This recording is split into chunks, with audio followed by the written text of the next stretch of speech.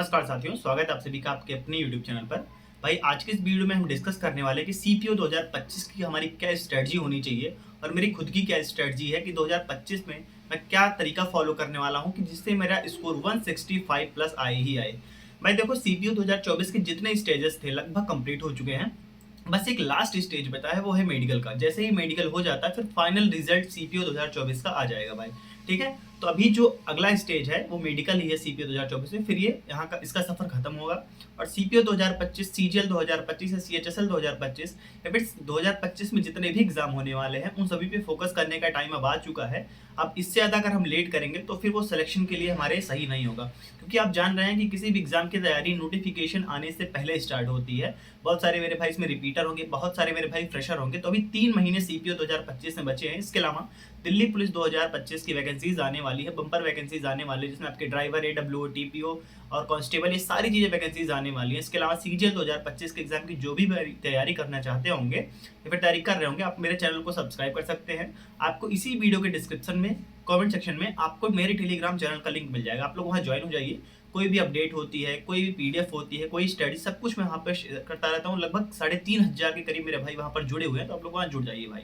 देखिए, आज की इस वीडियो में सबसे पहले आपसे डिस्कस करने वाला हूँ कि मेरा जो सीपीओ 2025 का टारगेट है वो क्या रहने वाला है, कैसे मैं क्या चीजें करने वाला हूँ कि मेरे 165 प्लस स्कोर बन जाए और क्यों जरूरी है 150 प्लस स्कोर एटलीस्ट करना प्री में, क्यों जरूरी है वो भी मैं आपके साथ डिस्कस करने वाला हूँ भाई।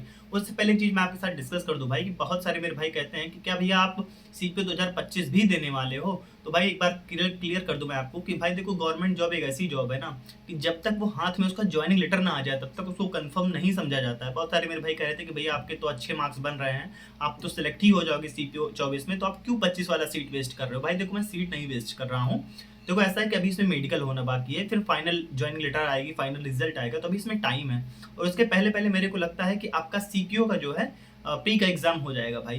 तो जब तक कोई चीज़ फाइनल नहीं हो जाती है तब तक हमको पढ़ाई नहीं छोड़नी चाहिए, और मैं ये रिस्क नहीं ले सकता हूँ। इस वजह से मैं सीपीओ 2025 का भी फॉर्म डालूंगा, उसकी तैयारी करूंगा और मेरा कोशिश होगी कि मैं 165 प्लस स्कोर लेकर आऊँ। क्यों जरूरी है 165 प्लस या फिर एटलीस्ट 150 स्कोर लाना प्री में। भाई देखो, मैं आपको बता देता हूँ, मेंस का एग्जाम सीपीओ का जो होता है वो सिर्फ इंग्लिश पे ही डिपेंड करता है। सिर्फ इंग्लिश के 200 क्वेश्चन आते हैं और लगभग कैंडिडेट ऐसे होते हैं जिनके 150 प्लस स्कोर आ ही जाता है अगर नॉर्मल पेपर आता है सीपीओ का। जैसा इस बार आया सीपीओ 2024 में, इसको अगर छोड़ दिया जाए तो नॉर्मल पेपर जो आपका आता है मेंस का सीपीओ का, उसमें हर कैंडिडेट 150 प्लस स्कोर करता ही है। अगर आपको आपकी डिजायरेबल पोस्ट चाहिए, किसी की सीआईएसएफ होगी, किसी की एसएसबी होगी, किसी की दिल्ली पुलिस होगी, तो इसके लिए आपको प्री में ही लीड लेना पड़ेगा। आप जितना बेहतर स्कोर प्री में करेंगे आपके लिए उतना बेहतर होगा। जैसे 2024 में मेरा 157.6 स्कोर थे प्री में, एक डिसेंट स्कोर था, लेकिन इसके बावजूद भी मुझे दिल्ली पुलिस नहीं मिल पा रही। उसके पीछे रीजन ये है कि मेरा मेंस के पेपर में स्कोर जो है मेरा 162.5 ही बन पाया, क्योंकि पेपर इतना ज्यादा कंफ्यूजन वाला है। इसके अलावा मैंने 4-5 क्वेश्चन में सिली मिस्टेक की है, नरेशन और वॉइस के क्वेश्चन गलत किए जो मेरे मॉक टेस्ट में कभी नहीं गलत होते थे। इसके अलावा अभी लगभग 4 या 5 नंबर मेरे बढ़ेंगे, जो कि क्वेश्चन गलत दे रखा है एसएससी ने, आंसर गलत दे रखा है क्वेश्चन का, तो वो बढ़ेंगे तो एटलीस्ट मेरे 166-167 करीब मार्क्स बन जाएंगे। तो मेरे टोटल 325 के करीब मार्क्स बन रहे हैं। तो मेरे को सीआईएसएफ, एसएसबी, ये सारी चीजें मिल सकती हैं, लेकिन दिल्ली पुलिस नहीं मिल पाएगी भाई। तो अगर आपको दिल्ली पुलिस चाहिए, आपको कोई डिजायरेबल पोस्ट चाहिए, तो आपको प्री में लीड लेना पड़ेगा। आप जितना प्री में बेहतर स्कोर किए रहेंगे आपके लिए मेंस में उतना प्रेशर कम होगा, आपके लिए उतना ज्यादा सहूलियत होती है मेंस में। तो भाई ये रहा कुछ कि आपको प्री में ज्यादा से ज्यादा क्यों स्कोर करना चाहिए। आप किसी भी कैटेगरी से आते हो, आपका टारगेट एटलीस्ट 150 होना चाहिए प्री में। वहीं आप अगर प्री में आगे निकल जाएंगे तो आपको मेंस में ज्यादा दबाव नहीं बनेगा, ज्यादा प्रेशर नहीं बनेगा भाई। तो मैंने आपको पहली चीजें क्लियर कर दी कि मैं सीपीओ 2025 का क्यों फॉर्म डाल रहा हूँ। दूसरा कि क्यों आपको प्री में बेहतर स्कोर करना चाहिए। भाई मेरा क्या स्ट्रेटजी रहने वाली है सीपीओ 2025 के लिए, मैं अपना बताता हूँ, हो सकता है आप भी इससे रिलेट कर पाए। आपको अगर सही लगे तो अभी फॉलो कर सकते हैं, अदरवाइज सबकी अलग अलग स्ट्रेटजी होती है, आप अपने उसके अकॉर्डिंग कर सकते हैं सारी चीजें।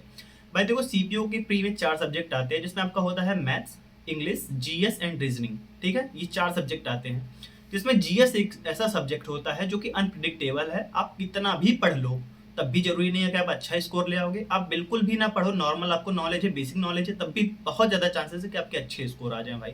ठीक है, अभी आपने सीजीएल मेंस में देखा ही होगा, अजीब अजीब क्वेश्चन पूछे गए हैं कि जो भाई बहुत ज्यादा जीएस पढ़ के गए थे, जिन्होंने बहुत फोकस किया था, उनके बहुत अच्छे मार्क्स नहीं आए हैं, जबकि कुछ लोग जिनको बेसिक नॉलेज थी उनके ठीक ठाक मार्क्स आ गए हैं।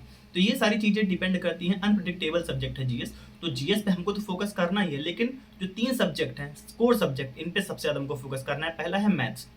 मैथ्स में भाई हमको ज़्यादा से ज़्यादा फोकस करना है, प्रैक्टिस करनी है। हमारी कोशिश रहनी चाहिए कि 50 नंबर का जो आपका मैथ्स आता है उसमें मेरा स्कोर 40 प्लस 45 प्लस रहे। जिनका मैथ्स थोड़ा वीक है उनकी कोशिश रहनी चाहिए कि 40 प्लस आपके मार्क्स आएँ, और जिनका मैथ्स स्ट्रॉन्ग सब्जेक्ट है, ठीक ठाक है, तो उनको 45 प्लस लाना ही चाहिए। रीजनिंग एक ऐसा सब्जेक्ट है जो काफ़ी ईजी आता है, इसके लिए आपको किसी को कोर्स लेने की कोई ज़रूरत नहीं है। आपकी कोशिश होनी चाहिए इसमें 45 प्लस एटलीस्ट सबके मार्क्स हों। रीजनिंग में मार्क्स आपके कम नहीं होने चाहिए।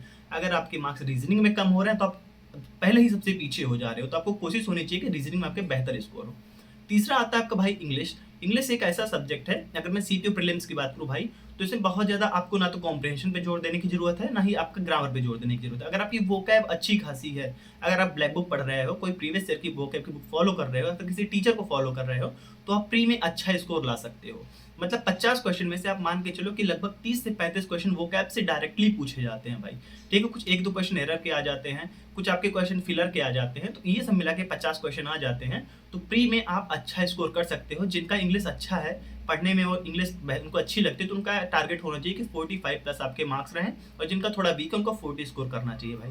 मेरा क्या टारगेट रहता है भाई, मैं सोचता हूँ कि मेरा टारगेट यही था सीपीओ 2024 में कि 45 प्लस 3 सब्जेक्ट में मेरे रहें, जिसमें आपका मैथ्स, रीजनिंग और आपका इंग्लिश हो गया। जीएस से मेरा ये था कि मुझे 20-25 नंबर मिल जाएंगे तो मेरा काम हो जाएगा।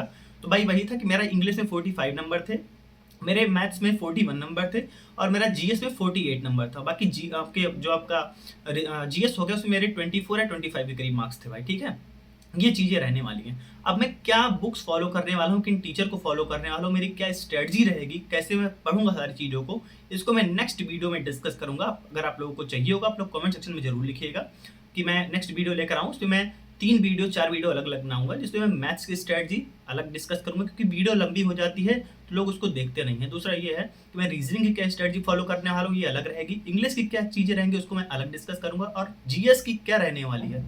सबसे ज़्यादा जो मुझे परेशानी होती है वो जीएस में होती है। जीएस मुझे परेशान कर देता है, और बहुत सारे मेरे भाई ऐसे होंगे जिनको जीएस में बहुत परेशानी आती होगी। तो मैं जीएस के लिए अलग से डिस्कस करने वाला हूँ कि क्या चीज़ें मैं इस बार फॉलो करने वाला हूँ।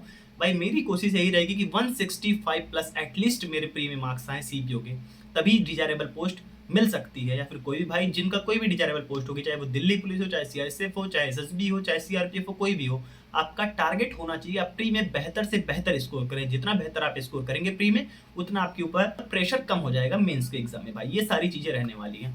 एक चीज मैं आपको बता दूं आपको भाई, देखो इंग्लिश एक ऐसा सब्जेक्ट है सीपीओ में जो सबसे ज्यादा इंपॉर्टेंट है, चाहे आपका प्री हो चाहे मेंस हो। अगर प्री और मेंस को मिला लें, 400 नंबर में 250 नंबर की सिर्फ इंग्लिश आती है, 200 नंबर मेंस और 50 नंबर प्री। तो भाई आपकी कोशिश होनी चाहिए कि इंग्लिश पे आप ज़्यादा टाइम दें। जैसे आप यहाँ पर देख रहे होंगे कि 400 क्वेश्चन में से 250 नंबर सिर्फ इंग्लिश आ रही है, तो आपको टाइम भी ज़्यादा देना चाहिए इंग्लिश पे। अब ये दिमाग में बिल्कुल मत रखिए कि अभी तो प्री की बात है फिर मेंस में हम देख लेंगे, ऐसा नहीं है भाई।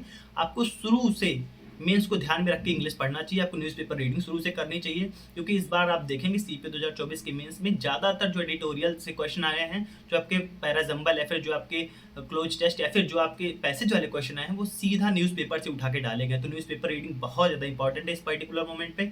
आपको जो सेक्शन पसंद हो आप वही पढ़ सकते हैं, स्पोर्ट वाला, मूवी वाला, या फिर आपके पास कोई नॉवेल हो आप उसको पढ़ सकते हैं, लेकिन रीडिंग करना बहुत ज़्यादा इंपॉर्टेंट है। ग्रामर के रूल्स आपको करने चाहिए। क्या चीज़ें मैं करूँगा वो आपको मैं नेक्स्ट वीडियो में डिस्कस करूँगा, लेकिन इस वीडियो में मेन थीम यही है कि 3 सब्जेक्ट आपके जो हैं उस पर सबसे ज़्यादा फोकस करना है, आपका रीजनिंग, इंग्लिश और मैथ्स। बाकी जीएस को साथ में लेकर चलना है, क्योंकि बिना जीएस के हमारा टारगेट स्कोर कंप्लीट नहीं हो पाएगा भाई। तो ये रहा इस वीडियो में भाई, और नेक्स्ट वीडियो में जल्दी अपलोड करूंगा। सबसे पहले वीडियो में लाऊंगा कि मैथ्स में मैं क्या करने वाला हूँ, क्योंकि मेरी खुद की मैथ्स की प्रैक्टिस छूट गई है सीपीयू मेंस की वजह से। मेरी मैथ्स और जीएस बहुत ज़्यादा पीछे हो गई है, तो उसको मैं कवर करने वाला हूँ भाई।